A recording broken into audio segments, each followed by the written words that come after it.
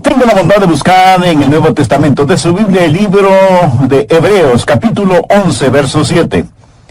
Estoy enfocando el tema de la fe en la familia. Y al hablar de la familia, por supuesto que debemos hablar no solo de la fe que debe haber en el seno de la familia, sino también de las finanzas familiares, tema que lo trataremos posteriormente. Bien, veamos Hebreos 11 desde el verso 7. Por la fe, Noé, cuando fue advertido por Dios acerca de cosas que aún no se veían, con temor preparó el arca en que su casa se salvase. Y por esa fe condenó al mundo, y fue hecho heredero de la justicia que viene por la fe. Me parece que todo el mundo sabe y habla del Titanic, no solo por las películas producidas con ese tema, sino porque el Titanic fue una realidad histórica. Antes de su viaje inicial, se decía que nada podría hundir ese barco.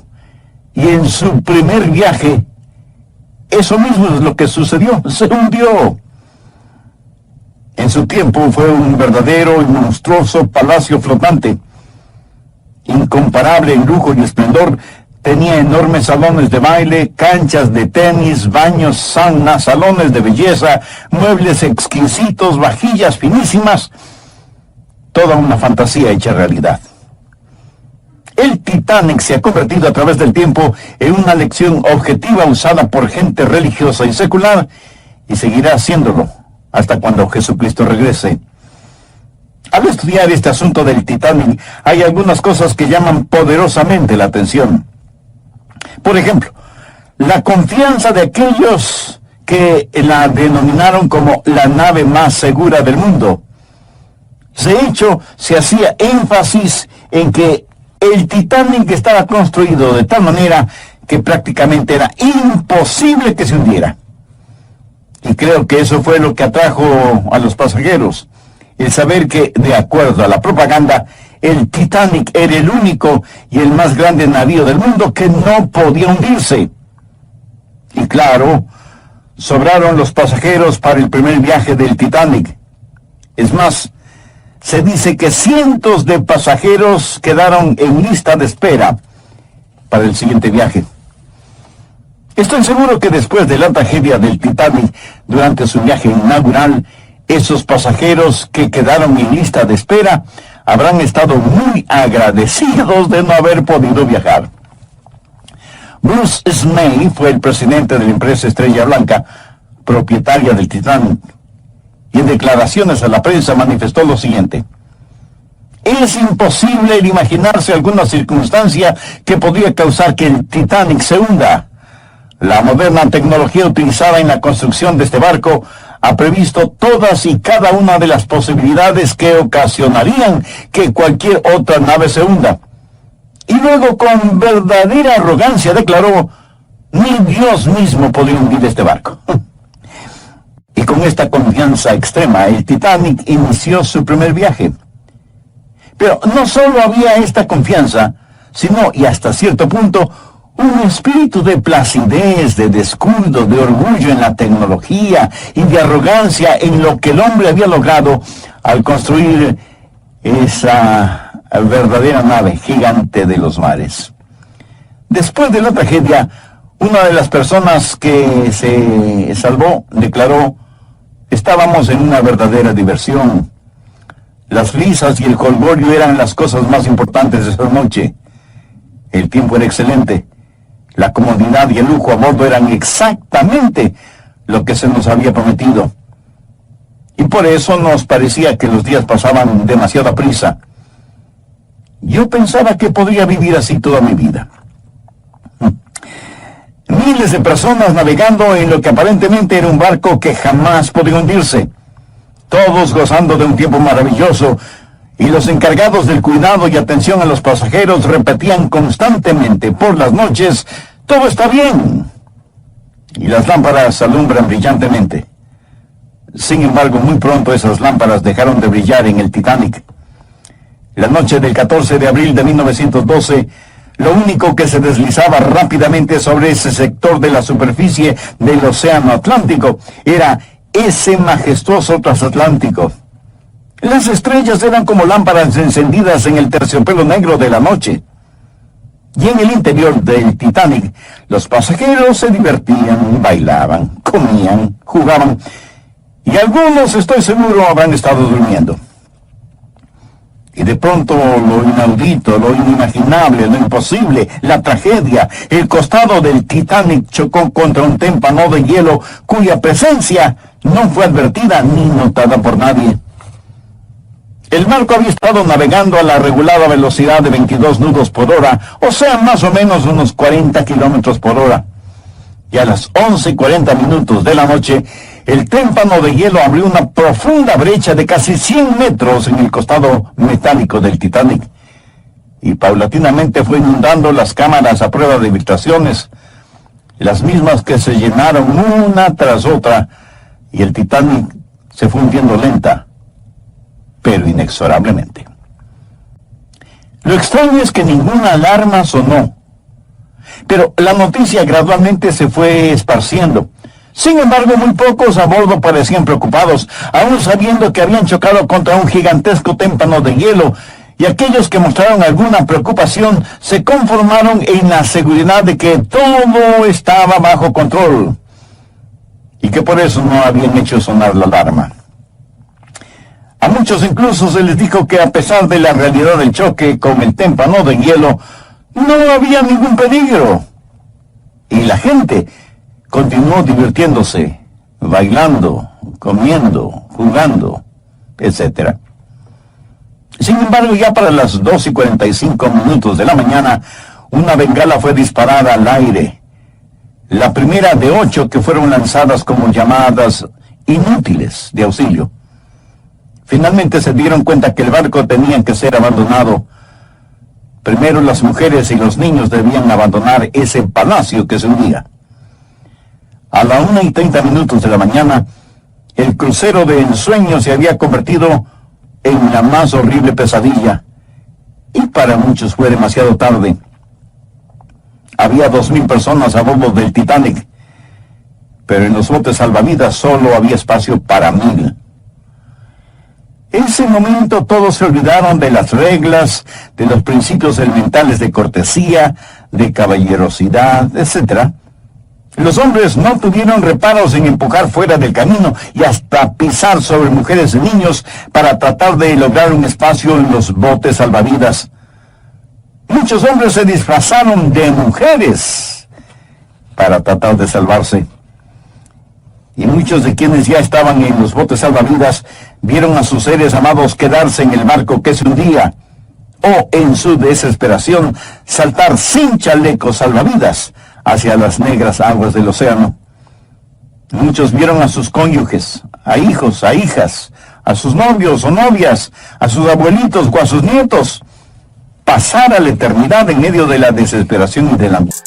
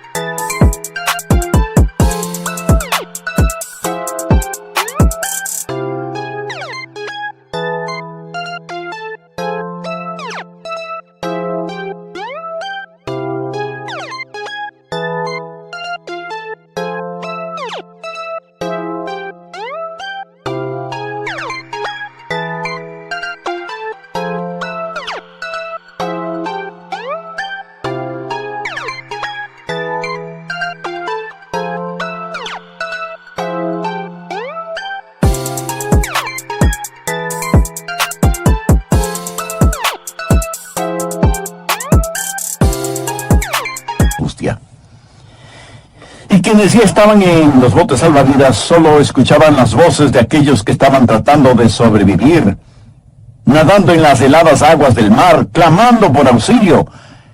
Pero ya no había espacio para nadie más en los botes, y esas voces se fueron apagando en la oscuridad de la noche. Lo impensable había sucedido. El Titanic se había hundido. Solo quedaban unos pocos desesperados sobrevivientes. 1,500 almas tuvieron un sepulcro líquido. A bordo del Titanic había varias clases, los pasajeros de la clase de lujo, los pasajeros de primera, de segunda y de tercera clase, y por supuesto, mozos, mecánicos, carpinteros, plomeros, cocineros, etcétera, etcétera. Pero durante la tragedia, esas clases desaparecieron, no tenían ninguna importancia, y realmente quedaron solo dos clases, los salvados y los perdidos. En nuestra sociedad actual tenemos diferentes clases, pero ¿no se ha puesto a pensar que es como si todos estuviéramos a bordo del Titanic y no tenemos ni la menor idea cuándo y en qué forma vamos a chocar con nuestro destino? Y que cuando eso suceda, solamente quedarán dos clases, los salvados y los perdidos. Y estuve pensando en el buen y seguro barco de la gracia en el cual Noé y su familia se salvaron. ¿Y qué diferencia hay entre el arca y el Titanic? Usted sabe que la historia de Noé es una historia verdadera.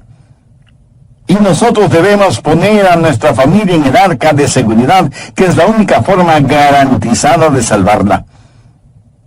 Hay varias cosas que debemos notar en Hebreos 11:7. En primer lugar, la fe de Noé. Verso 7. Por la fe Noé, cuando fue advertido por Dios acerca de cosas que no se veían, con temor preparó el arca en que su casa se salvase. Aquí cuando se dice su casa, está haciendo referencia a su familia. ¿Cómo es que fue educado Moisés? Por fe. ¿Cómo es que vamos a educar a nuestros hijos en estos días en los cuales vivimos? Por fe. Por fe, Noé preparó el arca. Mi amigo, la fe no es el quedarse sentado sin hacer nada, diciendo, lo que será, será. Fe es creencia que tiene piernas y brazos. Noé, por fe, preparó el arca. La fe de él fue una fe que esperaba y trabajaba. Por 120 años estuvo construyendo el arca con el juicio de Dios por delante y el sonido de los martillos por detrás. Y la Biblia dice que él hizo esto porque fue advertido por Dios. O sea, su fe estaba basada en la palabra de Dios, porque la fe, como lo dijera Pablo siglos más tarde, la fe es por el oír y el oír por la palabra de Dios. Fue una revelación divina la que causó que Noé hiciera lo que hizo. Eso significa que usted no tendrá fe por su familia hasta que escuche la voz de Dios. La fe verdadera, aunque esté sola, permanece. A Noé lo miraban como si fuera una persona extraña, rara, excéntrica, completamente diferente de todos. Y en nuestros días, a los genuinos cristianos se nos sigue mirando de la misma manera, porque no nos amoldamos a los parámetros del mundo. Noé fue diferente. Y nosotros debemos serlo también, aunque nos quedemos solos. La verdadera fe no depende de las apariencias. Y por las apariencias, no había razón para creer que habría un diluvio. Y después de todo, ¿qué era un diluvio? Tanto como podemos deducir, nunca ni siquiera había llovido sobre la tierra. Había una especie de rocío que caía refrescantemente sobre toda la creación de Dios. Nunca había sucedido una calamidad mundial. No había nada que hiciera pensar en un diluvio. Siempre cielo azul y despejado. Y de acuerdo a las palabras de Jesús, comían, bebían, se casaban y se daban en casamiento hasta el día en que Noé entró en el arca y vino el diluvio y los destruyó a todos. Todo era tranquilo, espléndido, como a bordo del Titanic. Pero Noé era diferente. Noé tenía fe. Así que, en primer lugar, Noé tenía una fe firme. En segundo lugar, Noé era un hombre temeroso. Cuando Noé recibió directamente de parte de Dios la advertencia de cosas que ni siquiera se veían, la Biblia dice que con temor preparó el arca. Con temor. ¿Se acuerda de los padres de Moisés, Amram y Jocabed, quienes no tuvieron temor del edicto del faraón? Por eso más tarde el joven Moisés no tuvo temor de darle la espalda al faraón. Pero ahora leemos que Noé con temor. ¿Sabe usted que hay dos clases de temor? Hay el temor de Dios y hay el temor del mundo. Amram y Jocabed no tenían temor del mundo. ¿Sabe por qué? Pues porque tenían el temor de Dios. Y de esa clase de temor es de la que estamos hablando ahora. Noé fue advertido por Dios. Y cuando hablamos del temor de Dios, estamos hablando del principio de la sabiduría. Ahora, por favor, escúcheme atentamente. El temor de Dios no significa que estamos asombrados, asustados, desmayados, sobrecogidos de espanto al pensar en Dios. No, de ninguna manera. El temor de Dios es amor de rodillas. Es el entender que nuestro Dios es extraordinario y es absolutamente santo.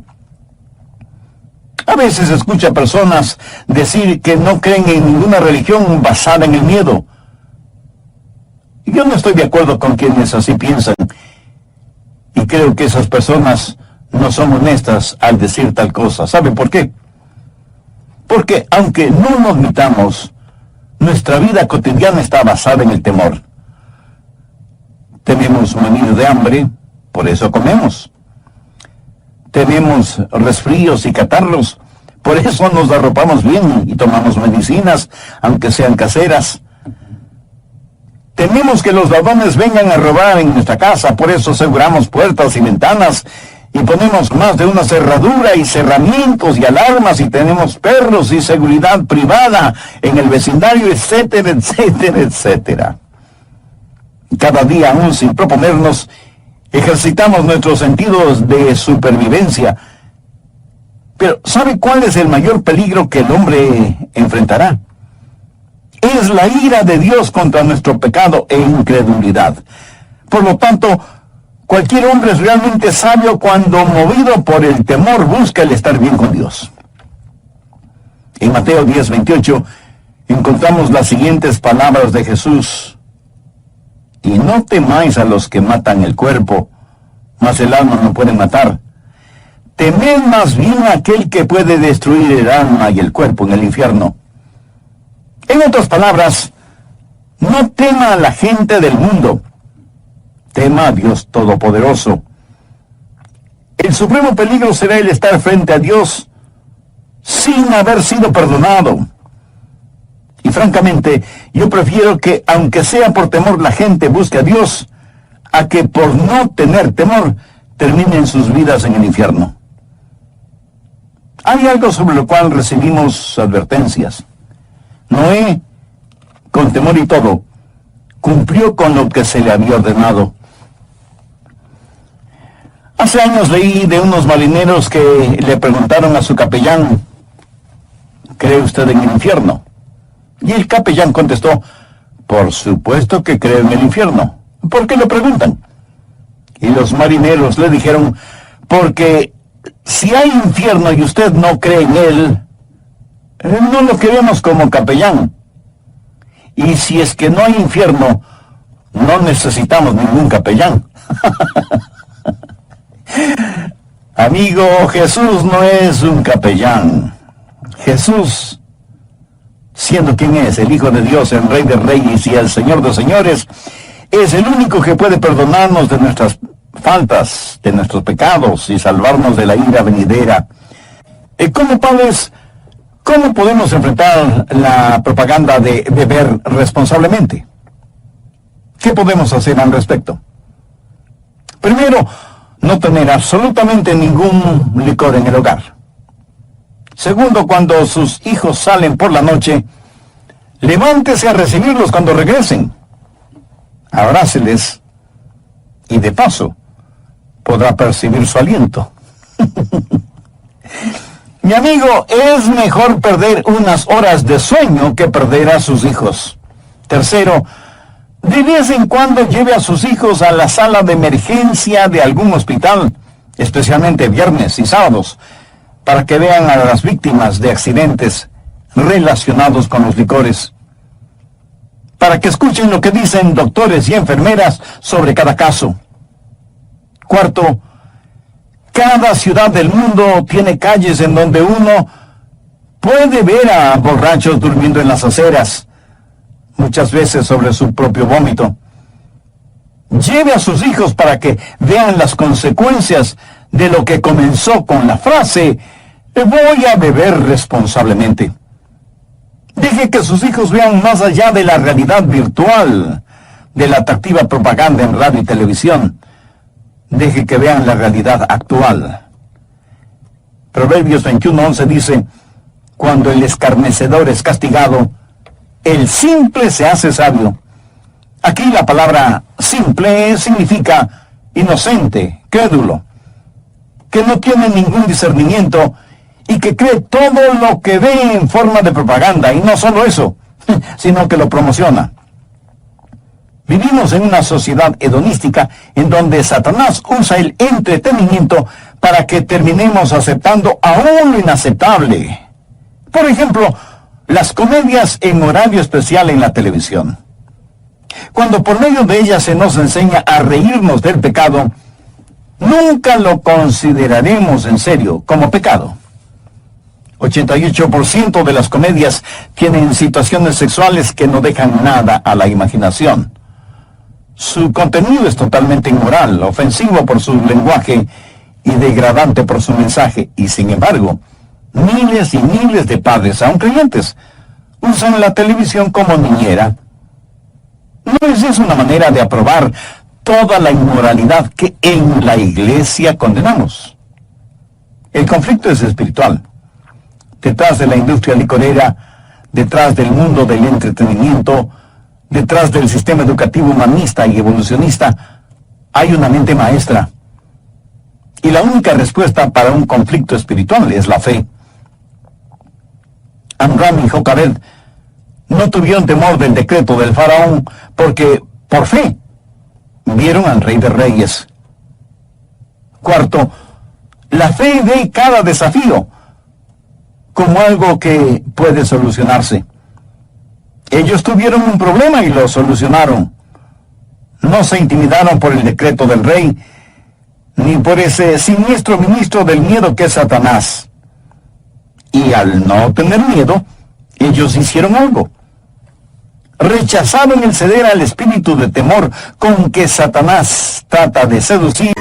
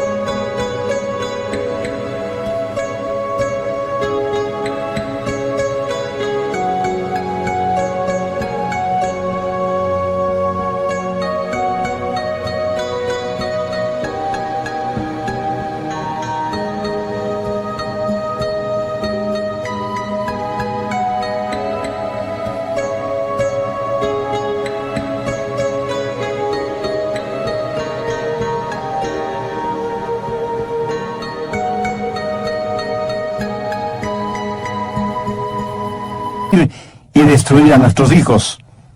Se negaron a ser ociosos y pasivos, egoístas y cobardes. Amram y Jocabed, ¿qué es lo que hicieron? Pues tomaron a su precioso bebecito y lo pusieron en una canasta calafateada, una especie de bote chiquito, y pusieron esa canasta en las aguas del río Nilo. Deseo que ponga mucha atención en este evento. No fue hecho con actitud fatalista. No dijeron, oh, nada podemos hacer, así que lo que será, será. No. Si usted tiene un jardín y no lo cuida y se preocupa por él en forma sistemática, muy pronto lo que tendrá será un campo de hierba mala. La actitud de Amram y Jocabed tampoco fue una actitud fanática, o sea, no lo tiraron simplemente a las aguas del Nilo diciendo, si Dios quiere salvarle, pues le salvará. No. Más bien construyeron y adecuaron una pequeña canasta hecha de juncos ribereños, pusieron al bebé Moisés en ella y confiaron en la protección de Dios. Y eso, mi amigo, no es ni fatalismo ni fanatismo, eso es fe. Tal vez alguien me pregunte, pastor, ¿cómo sabe que eso fue fe? Fácil, porque hicieron algo. Busque Santiago 2:17. Así también la fe, si no tiene obras, es muerta en sí misma. Escúcheme, porque lo que voy a decir es importante. La verdadera fe nunca es ociosa o inactiva. Proverbios 22:6 comienza diciendo, instruye. Y esto no significa enseñar, sino preparar a alguien para una competencia por medio del ejercicio, de la disciplina mental y física para lograr un objetivo previsto. ¿Está usted orando, instruyendo, enseñando, actuando por sus hijos? Asisten como familia a una iglesia sólida, fundamental, que cree que la Biblia es la palabra de Dios y la predicación es cristocéntrica. Los profesores y profesoras de la escuela dominical, los que le enseñan a usted y a sus hijos cada domingo, son creyentes espiritualmente maduros. Tienen una fe bíblica y su vida hogareña es ejemplar. Vive usted frente a sus hijos por precepto y ejemplo. ¿Lo ven? El instruir es mucho más que simplemente enseñar. ¿Alguna vez ha visto a un hombre entrenando a su perro? Me parece que algunos padres pasan más tiempo entrenando a sus perros que instruyendo a sus hijos. Y por las noches se aseguran de que el perro esté bien seguro en su perrera, pero dejan que sus hijos salgan quién sabe a dónde. ¿Quiere que le diga algo? Bueno, eso para mí no tiene ningún sentido. Pasar más tiempo y preocuparse más por el perro que por los hijos. La verdadera fe es creencia con piernas. Y muchos padres se escudan diciendo, bueno, estoy pagando para que reciban una buena educación. Teddy Roosevelt, expresidente de los Estados Unidos, alguna vez dijo, cuando solo se educa la parte intelectual de un hombre y no la parte moral, lo único que se está haciendo es creando un peligro para la sociedad. Escúcheme, ni la escuela, colegio o universidad, ni los clubes deportivos o sociales, ni la iglesia, ni los consejeros familiares, ni los mejores programas recreativos pueden reemplazar a la instrucción en el hogar. Nadie puede hacer lo que se supone usted debe hacerlo. Esa es la diferencia entre el instruir y el educar. Usted le puede enseñar a su hijo algo, pero otra persona puede enseñarle algo diferente. Y su hijo puede decidir creer lo que la otra persona le enseñó. Pero cuando usted instruye a su hijo, está poniendo algo dentro de él que no importa cuán rebelde se vuelva, siempre habrá algo en su interior que lo refrena. Un pequeño muchachito un día se enojó mucho con su mamá y decidió fugarse de su casa. Así que se montó en su triciclo y comenzó a pedalear furiosamente por la vereda. Un hombre que le vio le preguntó, pequeño, ¿qué estás haciendo? Estoy huyendo de mi casa. Y el hombre le dijo, bueno, si es que estás huyendo, ¿por qué estás dando vueltas y más vueltas alrededor del bloque?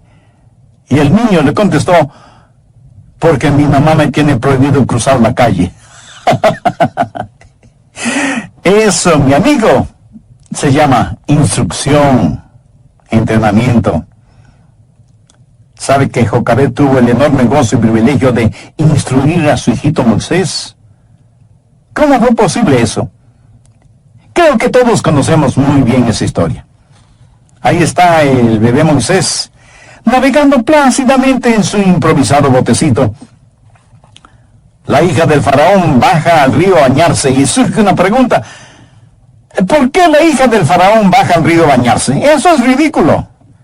Quiero decir, ella seguramente tenía una tina de mármol, lujosos implementos y utensilios para bañarse, y sales aromáticas y todo eso. ¿Ha visto usted alguna vez el río Nilo? Es un río sucio.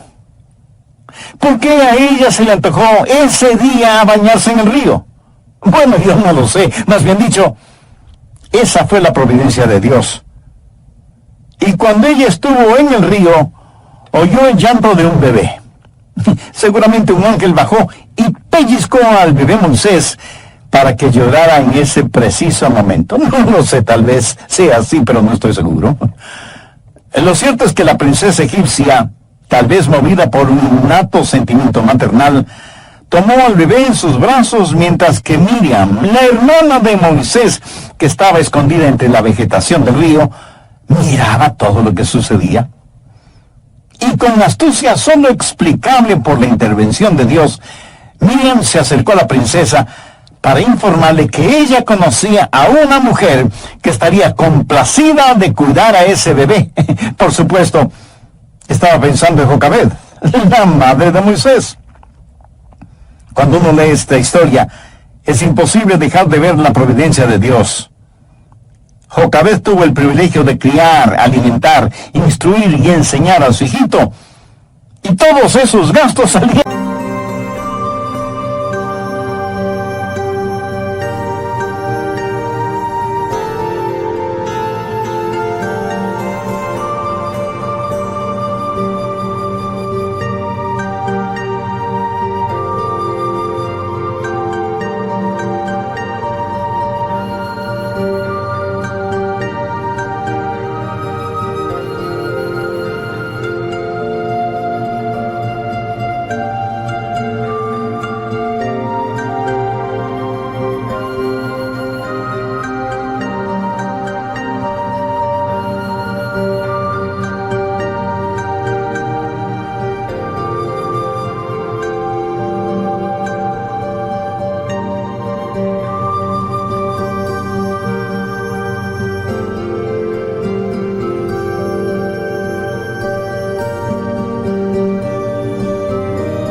De la tesorería egipcia. Y a Jocabed le pagaron por hacer un trabajo que ella hubiera podido pagar con su propia vida por hacerlo: el criar a su propio hijo. Maravillosa historia. Pero note lo siguiente: por fe ellos prepararon esa canasta salvavidas. O sea, hicieron aquello que podían hacer, y fue todo lo que pudieron hacer. Escúcheme, Dios hará el resto. Esa es la providencia de Dios. Yo sé que hay situaciones que usted no puede controlar, pero cuando usted actúa por fe, cuando hace todo lo que puede hacer y pone a sus retoños en las manos de Dios, Él hará cosas increíbles por sus hijos, cuando usted tiene una fe firme. Lo que sucedió con Moisés, la hija del faraón, Jocabed y Miriam, no fue una cosa del destino, ni de la buena suerte, ni nada de ese estilo. Fue la providencia de Dios. La fe ve cada desafío como algo que puede resolverse. No deje que el diablo le vuelva negativo o pesimista en lo relacionado con sus hijos. Quinto, la fe ve cada decisión como significativa. Hebreos 11:24. Por la fe Moisés, hecho ya grande, rehusó llamarse hijo de la hija del faraón. En simple español, eso quiere decir que no quería que le llamaran nieto del faraón. ¿Por qué? Veamos los versos del 25 al 27. Escogiendo antes ser maltratado con el pueblo de Dios que gozar de los deleites temporales del pecado, teniendo por mayores riquezas el vituperio de Cristo que los tesoros de los egipcios, porque tenía puesta la mirada en el galardón. Por la fe dejó Egipto, no temiendo la ira del rey, porque se sostuvo como viendo al invisible. A no dudarlo, Moisés enfrentó tremendas tentaciones. Tenía ante él los placeres y los tesoros de Egipto, prestigio e influencia mundial. Egipto en ese tiempo era el imperio más poderoso de la tierra. Todo, absolutamente todo, estaba al alcance de Moisés. Pero él tenía otro sistema de valores, porque la fe ve cada decisión como algo realmente importante. Estaba establecido un sistema de valores. Hebreos 11:26 dice, teniendo por mayores riquezas el vituperio de Cristo. Ahora, ¿quién hubiera pensado que el vituperio de Cristo sería más valioso que las riquezas de Egipto? Se ve que Moisés había estado pensando y concluyó que las glorias del futuro sobrepasaban y con mucho a los placeres del presente. Vio que ser un hijo de Dios era mucho mejor que ser nieto del faraón y tomó una decisión. Padres, escúchenme.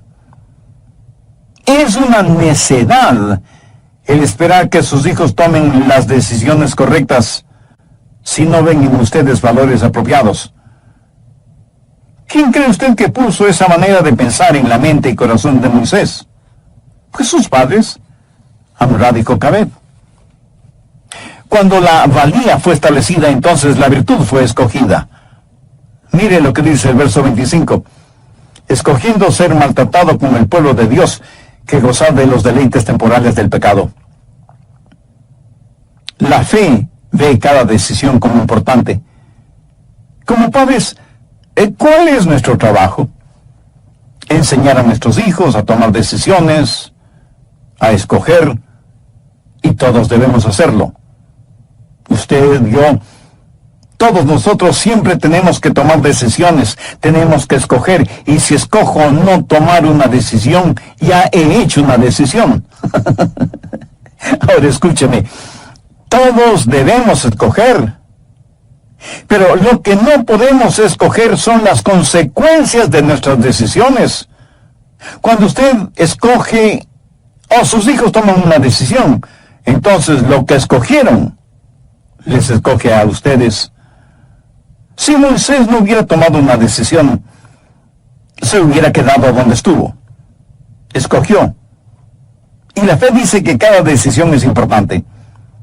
Al hacer la decisión correcta, un valor fue establecido, una virtud fue escogida y un pecado fue rechazado. Y Moisés se vio frente a una encrucijada. Si seguía por un camino, podría llegar a ocupar el trono del faraón, gozar de toda clase de placeres carnales, tener posesiones materiales y tener popularidad y poder. Si escogía el otro camino, ¿qué es lo que tendría? Vituperio y sufrimiento con el pueblo de Dios. Y muchos piensan que porque escogió lo segundo y rechazó lo primero, Moisés fue un verdadero tonto. Lo fue. Piénselo, piénselo. Todo en este mundo parece que está diseñado para que nuestros hijos sigan por ese camino. ¿No quiere usted que sus hijos sepan hacer decisiones correctas? ¿No se siente bendecido cuando en una ceremonia matrimonial los novios declaran haber escogido primero a Cristo? ¿No siente gratitud a Dios cuando sus hijos le agradecen porque ustedes como padres tomaron el tiempo para instruirles, guiarles y educarles a fin de que ellos escojan el camino correcto? Padres, por favor, no pierdan esa oportunidad de transmitir a sus hijos la realidad de la fe. Vívala, demuéstrela, para que ellos también quieran poseerla. Crea usted en Dios por sus hijos y por cada área de la vida de ellos. Pídale a Dios que le aumente la fe. Porque francamente, como padres, si algo necesitamos es tener fe abundante, firme y segura. Después de todo, la Biblia dice en Hebreos 11:6, pero sin fe es imposible agradar a Dios. A esta realidad, permítame añadir otra. No está en las páginas de la Biblia explícitamente, pero está en el libro de nuestra experiencia. Sin fe, usted será un verdadero fracaso como padre o madre, como abuelo o abuela. Por eso debemos orar constantemente para que Dios aumente nuestra fe y para que esa fe sea la base fundamental de la familia. Si usted aún nada sabe de esa fe bíblica, es porque no tiene una relación personal con Dios por medio de su Hijo, el Señor Jesucristo. ¿Por qué no hace esa decisión espiritual ahora mismo? Yo le voy a guiar en una corta oración. Usted repítala usando sus propias